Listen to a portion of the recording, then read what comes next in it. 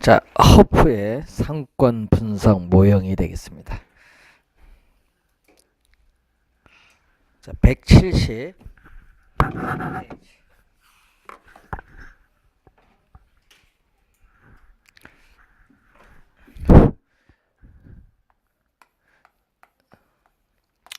자, 이 허프라는 학자죠.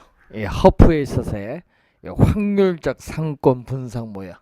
즉 우리가 소비자 거주지에서 우리가 특정 점포를 방문해서 물건을 살 확률이 몇 프로냐.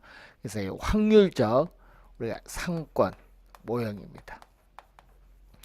자, 이 허프의 모형은 우리가 매장 단위죠. 자, 넬리의 소매인력의 법칙은 도시 단위를 기준하는데, 자, 여기는 매장 단위를 기준해서 우리가 분석을 하죠. 자, 그리고 소비자가 행태를 가지고 분석하는 미시적 우리가 측면에서의 분석이 허프의 확률적 우리가 분석 모형이 되겠습니다. 자, 그러면은 자, 여러분 그 교재 보시면은 이 허프는 이 우리가 점포의 성격이라든지 또는 이 교통의 편리성, 접근성, 이 가시성 등에 따라서 우리는 공간 거리 마찰계수를 우리는 0일 수도 있고 뭐 1일 수도 있고 2일 수도 있고 3일 수도 있는데 우리는 공간 거리 마찰계수를 2라고 우리가 가정을 하죠. 이 가정을 하게 되면 무슨 모형을 분석한다? 우리는 중력 모형을 적용을 하게 됩니다. 자, 시험 문제는 2라고 꼭 출제하거든요. 자, 그럼 중력 모형을 적용할 때는 이 매장 면적에 비례합니다. 자, 매장 이 면적에 이 비례하고 이 거리에 우리가 제곱에 반비례한다. 자, 매장 면적에 비례하고 거리 제곱에 반비례한다. 뭐 15회 시험에 출제를 했는데, 자, 여러분 올해 시험에 우리가 허프는 이 계산 문제가 출제되지 않겠느냐 생각되는 상당히 중요한 학자입니다. 그래서 잘 공부를 또 해두셔야 될 학자죠. 자, 이 중력 모형은 우리가 15회 시험에 출제를 했습니다. 자, 매장 면적에 비례하고 거리 제곱에 반비례한다는 걸 염두에 두시고, 자, 그러면은 이 내용을 우리가 문제를 통해서 한번 확인을 한번 해보겠는데, 자, 여러분 교재 173페이지 보시면은 이 쇼핑센터를 방문할 확률 세 가지가 나오는데, 거기에 보면 A, B, C 이 세 가지가 21회 시험에 또 한번 출제된 지문이고요. 자, 그것은 이제 문제를 풀면서 한번 보겠습니다. 자, 7번 문제 한번 보시면은 C도시 인근에 A, B 두 개의 할인점이 있습니다. 자, 이때 허프의 상권 분석 모형을 적용할 경우에 이 비할인점의 이용객 수는 얼마인가 묻는 거죠. 자, 이때 거리 마찰계수의 값은 얼마라고? 2라고 주어지고 도시 인구의 60%가 할인점을 이용하는데, 이때 시도시 인구가 얼마? 30만 명. 요 30만 명의 60%가 우리가 할인점을 이용을 한죠. 지금 비할인점을 묻고 있습니다. 자, 그러면은 이 비할인점의 이용객 수를 구하려면요, 먼저 소비자 거주지 시도시 인구가 이 비할인점을 방문해서 물건을 살 확률은 우리 이걸 시장 점유율로 표현하는데, 그러면은 이 시장 점유율은 분모는 뭐냐? 우리는 각 할인점 상권 내 각 할인점의 유인력의 합계가 분모입니다. 자, 거기 봤더니 A 할인점을 보니까 A 할인점의 유인력은 매장 면적 얼마죠? 지금 봤더니 매장 면적 5천. 자, 매장 면적 우리가 5천에 비례하고 거리 10km죠. 거리 제곱의 반비례. B 우리가 할인점은 매장 면적 2만에 비례하고 거리 제곱. 거리는 얼마죠? 지금 20km죠. 자, 요것에 반비례하죠. 자, 요걸 두 개 대주면 요건 전체 우리는 가 되죠. 상권 내 각 할인점의 유인력의 합계인데 구하고자 하는 비할인점은 매장 면적에 비례하고 거리 제곱에 반비례합니다. 자, 요걸 계산을 하면은 얼마가 나오죠? 2만을 400으로 나눠주면 얼마? 50이 되겠죠. 그리고 5천을 100으로 나눠준 것도 50 플러스 50 돼서 얼마? 2분의 1이죠. 자, 퍼센티지를 가야 되니까 시장 점유율은 퍼센티지니까 100을 곱해주니까 몇 프로? 50%가 되겠죠. 그래서 비할인점을 방문해서 물건을 살 확률은 50%니까 비할인점에 뭐를 구하는 거다? 이용객 수는 얼마냐? 요걸 묻는 거죠. 자, 비할인점의 이용객 수는 시도시 인구 얼마? 30만 명의 몇 프로가? 60%가 시할인점에 30만 명의 60%가 할인점을 이용하니까 얼마? 18만 명이죠. 곱하기 얼마? 50%가 되니까 얼마죠? 9만 명이 되겠죠. 구하고자 하는 게 얼마? 9만 명. 자, 이런 유형의 문제를 우리 계속 출제를 하고 있거든요. 그래서 항상 이용객 수를 구하려면 먼저 뭐를 구해야 돼? 시장 점유율을 구해야 돼. 시장 점유율. 자, 구하는 거 상당히 중요합니다. 그래서 이 비할인점의 시장 점유율을 구할 때는 우선은 소비자 거주지에서 비할인점까지 거리, 또 비할인점의 매장 규모, 매장 면적이죠. 그리고 경쟁 점포의 수요에서 영향을 받게 됩니다. 자, 그 내용을 또 21회 시험에 또 한번 출제를 했고요. 이 계산 문제는 시험에 진짜 많이 출제했거든요. 그래서 계산 문제가 우리가 15회 시험, 15-1, 20회, 23회, 25회 시험에 이 계산 문제를 계속 출제한 거예요. 계산 문제를. 한 5번 냈네요. 그러니까 시험에 올해 28회 시험인데 출제 가능성이 상당히 높습니다. 그래서 허프는 계산 문제 올해 출제 가능성이 높기 때문에 잘 기억을 해두시고, 자, 174페이지 맨 밑에 보시면 넬슨이 나오죠. 자, 넬슨의 이론을 보면은, 자, 넬슨은 점포의 경영 주체가 어떻게 돼? 어느 장소에 점포를 입지시켜야 그 점포로부터 최대의 매출액, 매상고를 올릴 수 있느냐. 점포 입지 원칙 8가지를 제시하고 있는데 그 8가지 중에서 우리는 넬슨은 6번째 나오는 양립성을 강조합니다. 양립성. 서로 보완관계에 있는 상품을 판매하는 인접 점포들 간의 고객을 서로 주고받는 양립성을 우리가 많이 강조한다. 이렇게 보시면 되겠죠. 자, 그리고 크리스탈러의 이론이 나오죠. 자, 이 크리스탈러는 우리가 1933년이죠. 이 독일 남부 도시를 대상으로 해서 서비스업에 대한 입지론을 전개시키죠. 자, 크리스탈러는 이 용어를 24회 시험에 최근에 출제인데 용어 그러면 우선 중심지도 출제를 했겠죠. 24회 중심지라는 것은 재화나 서비스를 생산해서 고객이 존재하는 지역인 배후지에 공급할 수 있는 중심 기능을 가진 장소를 얘기해요. 그래서 수요자가 어디까지 분포되느냐, 이 크리스탈련은 수요자가 어디까지 분포되어 있느냐, 분포되는 지역을 분석을 하기 때문에 이 거시적 측면, 허프는 미시적 측면이지만 이건 거시적 측면에서의 분석이고 이 중심지가 형성되는 과정을 보는 거죠.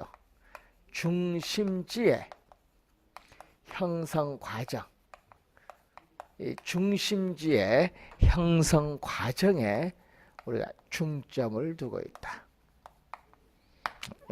중심지의 형성 과정에 중점을 두고 있다는 거죠. 자, 그래서 이 허프는 이 재화의 도달 거리, 자, 이 재화의 이 도달 거리와 이 최소 요구치의 관계, 자, 이 최소 요구치의 관계를 우리가 설명하는 이론을 우리가 의미하죠. 자, 12회 시험 출제군 16회 시험에 출제죠. 자, 개념은 24회 시험에 나오는데요. 중심지, 재화의 도달거리, 최소 요구치 이 개념을 다 출제했는데 그러면은 중심지거든요. 그럼 이 중심지에서 우리는 생산된 재화나 서비스를 고객이 존재하는 지역까지 공급할 수 있는 이 최대한의 이 거리를 뭐라고 하죠? 재화의 도달 거리다. 예, 이 재화의 도달 거리 범위를 의미하겠죠. 이 범위가 재화의 도달 거리 범위를 의미하는 개념이죠. 그래서 이 중심지 활동이 제공되고 있는 우리가 공간적인 우리가 한계를 말하는데 이 중심지로부터 어느 기능에 대한 수요가 뭐가 될 때까지 제로. 여러분 수요가 이걸 넘어가면 마이너스니까 공급을 안 해요. 0까지 공급하죠.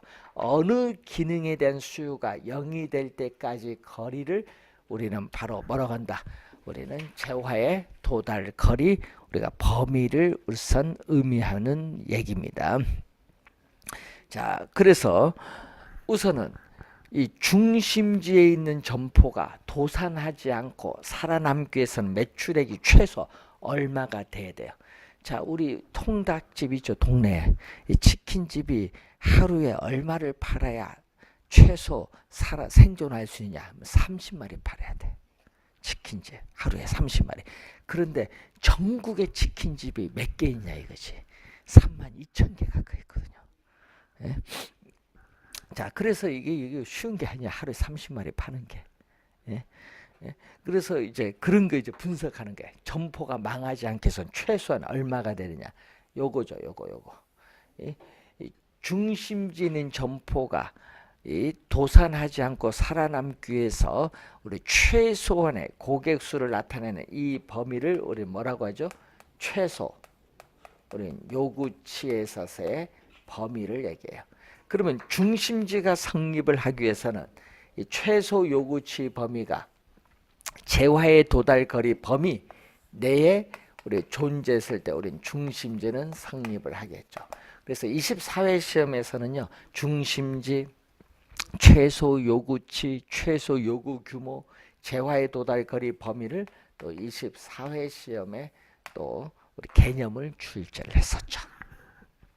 자, 그 개념을 보시고 자, 그리고 중심지 상권의 형태가 나오는데 176페이지 그림 바로 밑에 보면은 이 단일 중심지일 경우에는 중심지 상권의 형태는 뭐죠?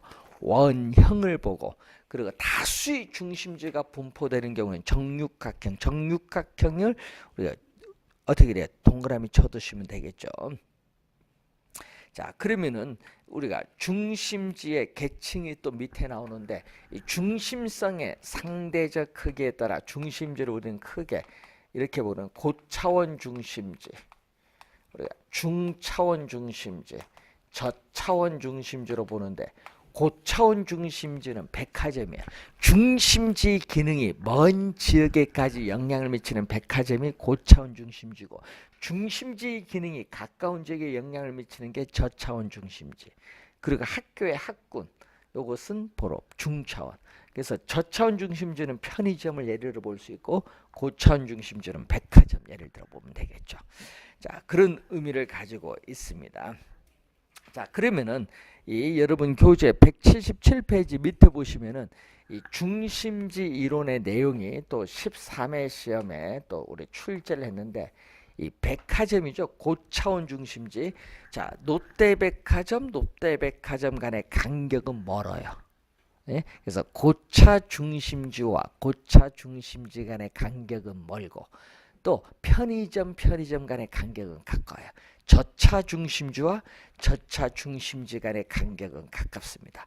또 고차 중심지일수록 중심의 규모, 매장 면적은 크고 다양한 중심의 기능을 가지고 있고 또 이 저차 중심지가 고차원 중심지로 가까이 가면 갈수록 그 분포도는 점점 줄어들기 때문에 피라밋 형태를 띠고 있어요. 그래서 이 시장 원리, 또 교통 원리, 행정 원리 등에 따라 중심지 수 몇 개냐, 또 모형은 어떤 모형이냐, 많은 영향을 받게 되죠. 자, 그런 내용들을 이제 보시면 되겠고, 자, 여러분 교재 거기 한계가 178페이지에 나오는데, 자, 그 크리스탈륜의 한계 뭔데? 여러분 크리스탈론은요, 우리는 단일 상품을 판매하는 점포들에 대한 공간 구조 이론입니다. 단일 상품. 그렇기 때문에 유사한 상품을 판매하는 점포들이 도심에 함께 모여 있다는 사실을 설명하지 못하는 한계를 가지고 있죠. 그 지문이 16회 시험에 또 정답으로 출제된 지문이죠. 자, 그 내용을 보시면 되겠고, 또 애플봄 교수가 있어요. 자, 애플봄 교수. 자, 애플봄 교수는 우리 CST죠. 커스터머 스파팅 테크닉, 소비자 분포 기법이라고 하는데, 이 지리적 상권의 범위를 실무적으로 획정하기 위한 기법이죠. 현재 영업하고 있는 시설이 있어요. 그 예를 들어서 이마트가 있습니다. 그럼 이마트에 찾아오는 고객을 인터뷰, 면접을 통해서 우리가 지도상에 표시를 해요. 그래서 상권의 범위를 확정할 수 있고, 또 고객의 특성을 파악을 할 수 있고, 또 광고라든지 판매 촉진 전략 수립에 기여할 수도 있고, 또 경쟁 점포와의 경쟁의 정도도 알 수 있고, 또 점포 확장 계획에 유용하게 활용할 수 있는 장점이 있는 게 바로 CST, 지금도 많이 분석 우리 실무적으로 하고 있는 내용이다. 이렇게 보시면 되겠습니다. 자, 그러면은 자, 이제 관련해서 여러분 교재 181페이지 보시면은 우리가 공업지에 대한 입지 선정이 이제 나오죠. 자, 공업지에 대한 입지 선정. 자, 누구 이론이 나오죠? 베버가 나오죠. 베버. 자, 베버는 1909년 공업 입지에 관하여라는 저서를 통해서 우리는 최소 비용 이론을 주장하죠. 자, 베버에 있어서의 최소 비용 이론입니다. 베버. 자, 베버는 우리가 공업 입지에 영향을 미치는 요인을 우리는 수송비, 그리고 노동비는 우리가 인건비를 의미하겠죠. 그리고 집적. 자, 한 장소에 공업이 집중되는 현상을 집적인데, 뭐 집적력 또는 집적이익이죠.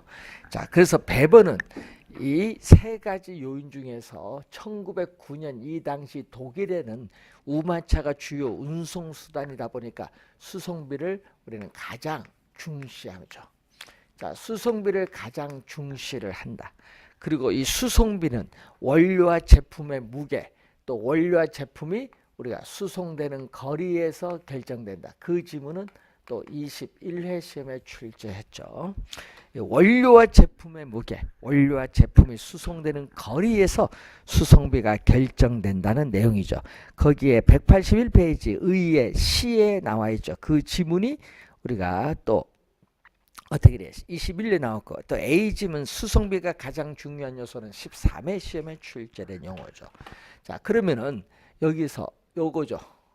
노동비, 집정력과 같은 다른 이게 생산 조건, 다른 이러한 생산 이 조건이 일정하다, 변화가 없다, 일정하다면 노동비라든지 집정력 같은 다른 생산 여건이 일정하다, 변화가 없다면은 뭐가 이 수송비가 뭐가 되는 지점? 최소가 되는 지점.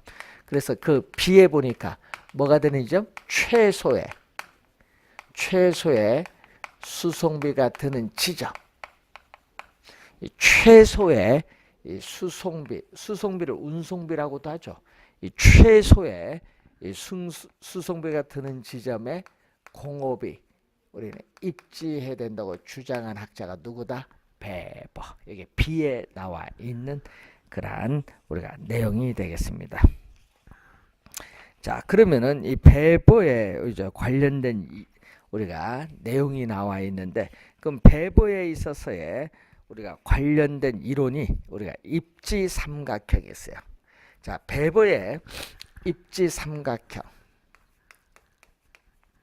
유명한 배보의 이론이거든요. 자, 배보의 입지삼각형은 이런 의미죠.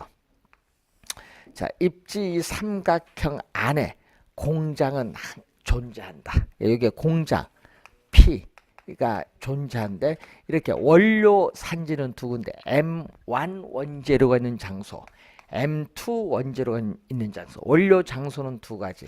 M1 원재료의 무게를 X, M2 원재료의 무게를 Y. 시장은 하나.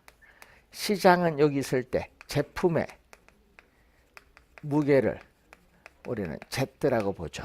그럼 M1 원재료가 공장까지 운송되는 거리를 A, M2 원재료가 공장까지 운송되는 거리를 B, 공장에서 생산된 제품이 시장까지 운송되는 거리를 C라고 보면, 아까 수송비는 뭐라고? 원료와 제품의 무게, 원료와 제품이 수송되는 거리에서 결정되죠.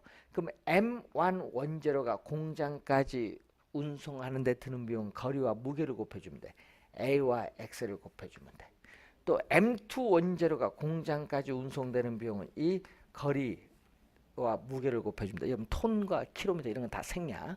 자, 그러면은 요걸 두 개를 더해주면은 이것은 M1, M2 원재료가 공장까지 운송하는 데 드는 수송비야. 또 공장에서 생산되는 제품이 시장까지 운송되는 비용은 C와 Z를 곱해주면 되겠죠. 이걸 더해주면 되는데, 이것은 제품, 공장에서 생산된 제품이 시장까지 운송되는 비용이죠. 이걸 다 더해준, 다 더해준 원재료 운송비와 제품 수송비를 다 더해준 이 총 수송비가 뭐가 되는지요? 최소가 되는 지점에 공업이 입지해야 된다고 주장한 학자가 누구다? 베버다. 베버. 자, 그래서 베버는 원료를 뭘로 보냐? 베버는 어느 지역에서든지 누구든지 쉽게 구할 수 있는 원료, 뭐 물과 같은 이런 보편 원료는 수송비의 영향을 받지 않습니다. 그런데 우리가 특정 지역에서만 구할 수 있는 원료, 이 편제, 국지 원료는 특정 지역에서만 구할 수 있는 원료이기 때문에 이것은 우리가 수송비의 영향을 받는다. 수송비의 영향을 받게 된다는 그러한 내용이 되겠죠. 자, 이것을 우선 우리가 확인을 해 두시면 되는 그러한 내용이 되겠습니다. 자, 그러면은 이 관련해서 이제 배보에 관련된 이론을 한번 봤고요. 자, 그러면은 여러분 교재에 183페이지 보니까 중간에 원료 우리가 지수라는 용어가 나오죠. 원료 지수. 자, 배보는 원료 지수 우리 M을 이렇게 표현하죠. 이 국지 원료 또는 편제 원료의 중량, 국지 원료, 편제 원료의 중량을 이 제품의 중량으로 나눠준 것을 원료 지수 M이라고 해. 그러면 M이 1보다 크다는 것은 국지 원료의 중량이 제품의 중량보다 큰데, 이때는 원료를 시장까지 운송해 와서 생산하면 원재료 운송비가 많이 들기 때문에 원료 장소에 입지해야 돼. 그래서 원료 지향형, 원료 우리가 지향형 입지 산업이다. 그래서 대표적인 게 가공하는 과정에서 제품의 중량이 감소하는 산업, 대표적으로 뭐가 있어요? 시멘트 산업. 예? 중량 감소하는 산업, 대표적인 게 시멘트 산업이거든. 그리고 원재료의 부패가 심한 산업인 통조림 공업, 냉동 공업이라든지, 또 원재료 운송비가 제품 운송비보다 큰 산업, 또 국지 원료를 많이 사용하는 산업이 여기에 해당하죠. 자, M이 1보다 작으면은 국지 원료의 중량보다 제품의 중량이 커요. 이때는 원료 산지에서 생산하면 어떻게 돼? 제품 운송비가 많이 들어서 안 돼요. 그래서 이때는 소비진 어디에? 시장. 소비진 어디에 입지해야 된다? 시장에 입지하는 게 유리한 거예요. 시장, 지향형, 입지 산업으로서 여기는 가공하는 과정에서 제품의 중량이 증가하는 산업. 이 가공하는 과정에서 제품의 중량이 증가하는 산업. 대표적으로 맥주, 청량 음료와 같은 산업. 그리고 완제품의 부패가 심한 산업, 제빵 산업. 또 원재료 수송비보다 제품 수송비가 큰 산업, 보편 원료를 많이 사용하는 산업이 여기에 해당합니다. M이 1일 때는 분모 분자가 같기 때문에 수송비의 영향을 받지 않기 때문에 어느 지역에 입지하든 관계없다. 그래서 항공기와 같은 자유 입지형 산업이 여기에 해당하죠. 자, 그리고 노동지향형 산업이 있죠. 노동지향형 산업은 우리가 미숙련공을 많이 활용하고 상대적으로 임금이 저렴한 지역에 입지에 유리한 산업으로서 섬유, 의류, 신발 등이 여기에 해당해요. 또 집적지향형 산업이라는 게 있죠. 집적은 한 장소에 공업이 집중되는 거예요. 석유, 화학이라든지 자동차 이런 건데, 그래서 우리는 운송비의 비중은 뭐다? 적게 들죠. 자, 운송비의 비중은 적게 들고 우리가 기술의 연관성이 높은 계열화된 산업인 경우에 여기에 해당하죠. 그래서 원료를 공동 구매하고 정보를 공동으로 이용하고 수송 배송을 공동으로 하면서 생산비를 대폭 절감시키는 집적 지향형 산업. 또 중간 지점 지향형 산업이 있죠. 자, 여러분이 중동에서 우리가 배를 통해서 울산에 석유를 가져오겠지.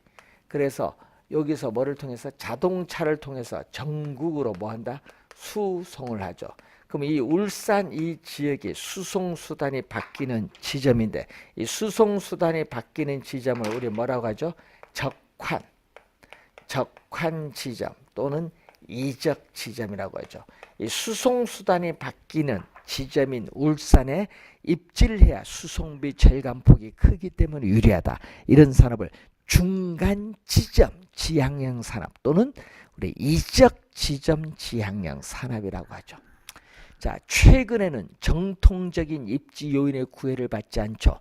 양질의 고급 노동력을 활용하는 산업은 대도시 내에 입지하는 경우가 많은데, 대표적으로 정보통신 산업인데, 이런 산업을 우리는 탈족 산업이라고 하죠. 탈족 산업. 자, 뭐 그런 내용들이 184페이지에 걸쳐 설명하고 있는 내용이 되겠습니다. 자, 우선은 배버는 24회 시험에도 출제했거든요. 자, 이 배버의 이론은 우리가 15회 시험, 최근에 보니까 15회 시험, 16회 시험, 24회 시험, 13회 시험에 우리가 출제를 했거든요. 그래서 원래 28회니까 한번 나올 땐 된 것 같아, 배버 이론이. 그래서 한번 확인을 좀 배버에 관련된 이론을 한번 해보시고, 자, 그리고 입지계수란 용어가 나와요. 자, 184페이지에 입지계수 또는 입지상 LQ란 용어가 나오거든요. 자, 이것은 12회 시험에 처음 출제를 했고요. 자, 15회, 요거는 이론 나왔거든요. 이론을 출제했고, 16회, 18회, 21회 시험은 표를 이용한 계산 문제를 출제하다가 또 27회 시험에도 표를 이용한 계산 문제 작년에 출제했어요. 그러니까 여러분이 작년에 출제했으니까 올해는 출제하기는 좀 어렵지만은 혹시 모르니까, 그래서 또 우리 입지계수는 좀 개념은 알아둬야 되겠다. 시험에는 표를 이용한 계산 문제 출제할 거 아니야. 그래서 입지계수는 자, 어떤 지역의 특정 산업이 전국의 동일 산업에 비해서 어느 정도 특화, 전문화되는가를 측정하는 지표입니다. 그래서 분모, 분자인데 분모는 뭐다? 전국이에요. 자, 이런 분모는 뭐다? 전국. 분모는 전국이고 분자는 특정 지역. 그럼 예를 들어서 뭐 Z 지역, 이렇게 특정 지역. 자, 우리가 분자는 특정 지역, 분모는 뭐다? 전국. 그래서 전국 전체 산업, 자, 전국 전체 산업의 고용자 수에 대해서 전국의 특정의 I 산업의 고용자 수가 차지하는 비율이죠. 자, 그리고 또 Z 지역 전체 산업의 고용자 수에 대해서 이 Z 지역 I 산업의 고용자 수가 차지하는 비율을 우리는 LQ인데, 그래서 LQ가 1보다 큰가 또는 LQ가 1보다 작은가, LQ가 1일 때, 자, 요걸 보는 내용이 되겠죠. 자, 그러면은 우리가 Z 지역의 특정의 I 산업이 어떻게 나오느냐 이거죠. LQ가 1보다 크면은 Z 지역 전체 산업 고용자 수에서 I 산업 고용자 수가 차지하는 비율이 전국보다 커요. 이때는 Z 지역 내에서 생산해서 소비하고 남은 나머지를 Z 지역 경계 밖 전국의 다른 지역으로 수출할 수 있어요. 그래서 전국의 다른 지역으로 수출할 수 있는 뭐죠? 기반 부문의 산업이다. 기반 부문의 산업. LQ가 1보다 작으면은 Z 지역 내에 생산, 소비 우리가 하는 그러한 것을 의미하기 때문에 다른 지역으로 수출하지 못하는 우리 기반 부문의 산업. LQ가 1일 때는 분모 분자가 같기 때문에 전국 평균 수준으로 생산한다. 전국 평균 수준으로 생산하는 게 우리가 의미하겠죠. LQ가 1이다. 자, 그 내용을 지금 설명을 우선 하고 있습니다. 자, 입지계수에 대한 내용이 185페이지에 나와 있고, 자, 그리고 187페이지 보시면은 경제 기반 순수가 나오죠. 자, 여러분이 어떤 지역의 경제 활동은 기반 활동과 비기반 활동이 있습니다. 자, 그 지역 내에서 생산해서 다른 지역으로 수출하면 기반 활동, 그 지역 내에서 소비하면은 비기반 활동인데 그 두 활동이 주어져 있어요. 자, 이때 경제 기반 승수는 자, 경제 기반 승수는 어떤 지역의 총 고용인구, 이 전체 고용인구를 그 지역의 기반 산업 고용인구로 나눠주면 되겠죠. 그 지역의 총 고용인구가 10만 명인데 기반 산업 고용인구가 얼마다? 2만 명이다. 나눠주니까 얼마? 5가 되겠지. 자, 그러면은 여기서 총 고용인구, 자, 요 수식에서 어떤 지역의 총 고용인구는 뭐의 경제 기반 승수, 이 경제 기반 승수에 뭐를 곱해줬다? 기반 산업 고용 인구를 곱해준 거죠. 기반 산업 고용 인구를 곱해준데 이 기반 산업 경제 기반 수가 지금 5죠? 그러면 자, 올해 그 어떤 지역의 기반 산업에서 2,000명을 고용했더니 경제 기반 수가 오면 그 지역에서 얼마? 10,000명이 고용된 거죠. 그 10,000명에서 2,000명을 뺀 나머지 8,000명은 비기반 산업에서 고용됐다는 것을 우리는 알 수가 있는 겁니다. 자, 이런 걸 판단하는 게 경제 기반 승수를 의미하죠. 자, 그 관련해서 우리가 그 내용 용어 정도 확인해 두시기 바라고. 자, 188페이지 보시면은 189페이지 보면 도시 내부 구조 이론이 나오죠. 자, 도시 내부 구조 이론은 또 원래 출제가 또 예상되는 또 상당히 중요한 부분인데, 자, 이 도시가 어떻게 형성돼서 지금까지 발전되어 왔고 앞으로 미래에 어떻게 발전되어 나갈 것인가를 우리가 예측하는 모형이죠. 그래서 최초가 누구냐 하면 최초가 1925년에 나타난 버제스, 최초가 1925년에 나타난 버제스의 뭐죠? 동심원 이론이죠. 자, 버제스의 동심원 이론. 자, 이 버제스는 우리 1826년에 나타난 튀넨에 있어서의 최초의 농업 입지 이론, 고립국 이론을 응용했죠. 자, 이 고립국 이론은 6가지 형태. 자, 시장에서 거리가 멀어질수록 6가지 형태의 작물을 재배하면서 지대도 6가지가 나타나는데 6가지 형태의 이 동심원 형태의 지대 모형이 나타나는데 이것을 응용을 한 거죠.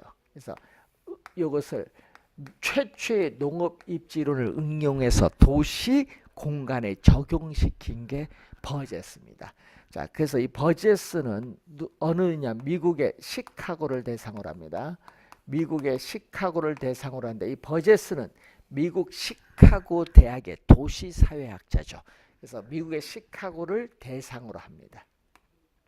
자, 미국의 시카고를 대상으로 해서 전개시키죠. 자, 그래서 도시의 핵심이 뭐죠? 도시의 핵심이 중심 업무지구 CBD예요.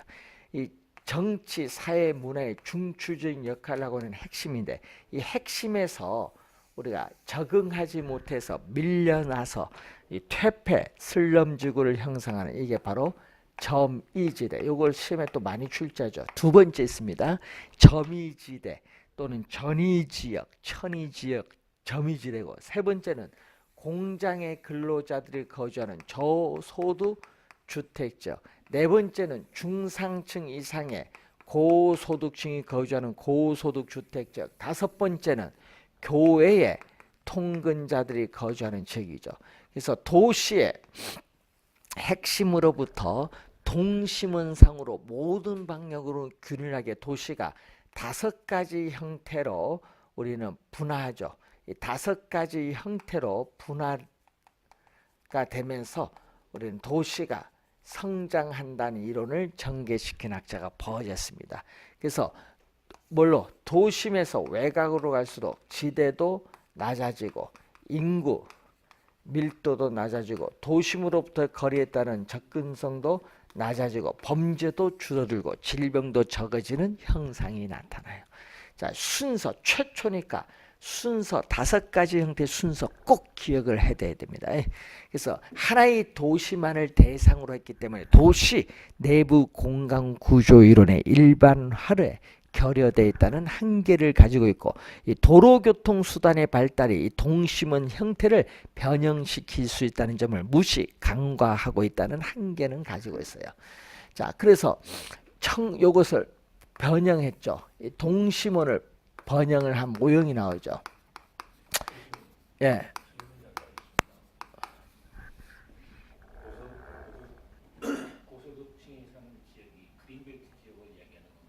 아니요. 아니, 위성도시는 통근자지대. 요거 도시 경계 밖으로 나가는 게 통근자지대, 위성도시. 안에, 도시 안에. 아니요, 그린벨트까지는 안 들어가요. 그린벨트라는 게 그러는 것은 딱 정해진 게 아니에요. 예? 그린벨트는요, 우리나라에 있는 거예요. 요거는 우리나라 이론이 아니에요. 미국 이론이지.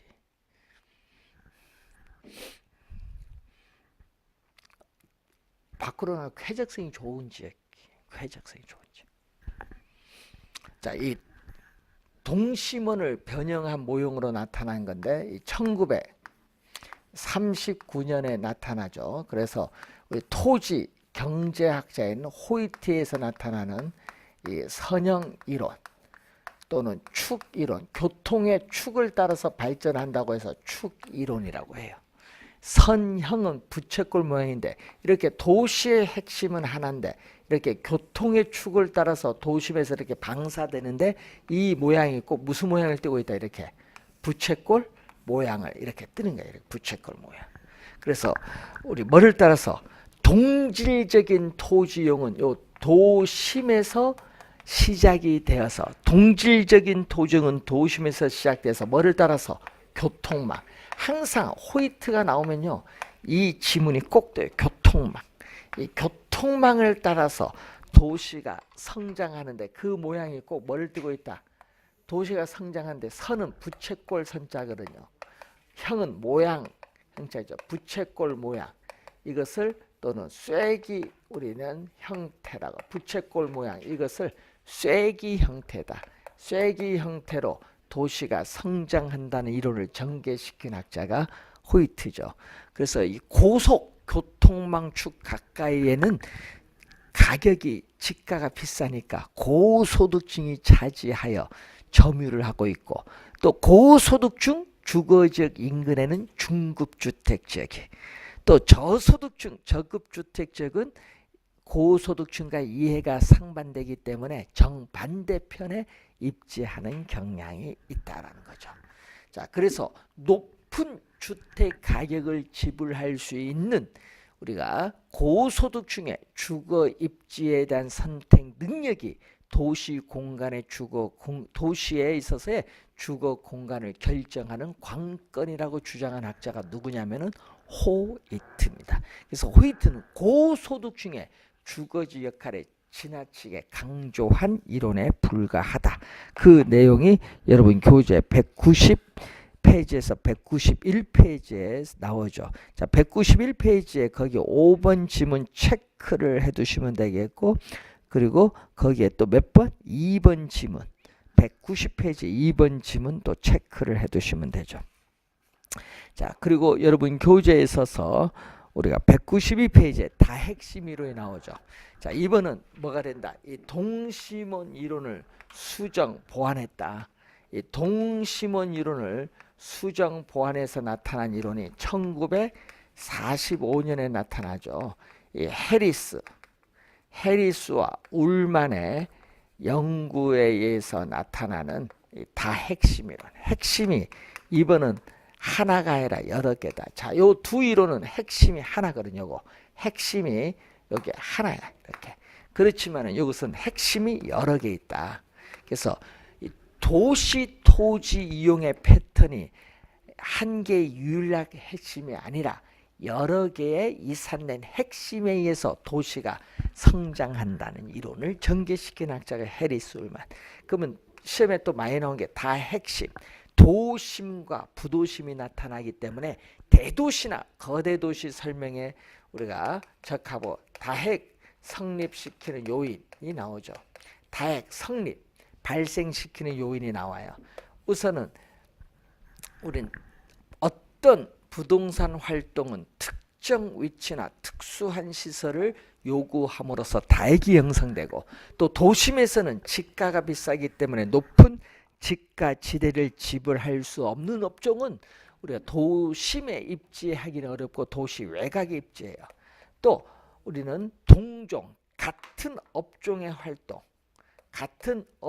활동은 상호 모여야 돼. 점포들이 모여서 이익을 추구를 하거든요. 그래서 그 뭐 한 장소에 모이는 걸 뭐죠? 집적 지향성을 추구를 해야 되고, 그리고 다른 업종의 활동, 여러분이 이종 서로 다른 업종의 활동은 이해가 상반되기 때문에 같은 도시 내에 입지하기를 어렵다.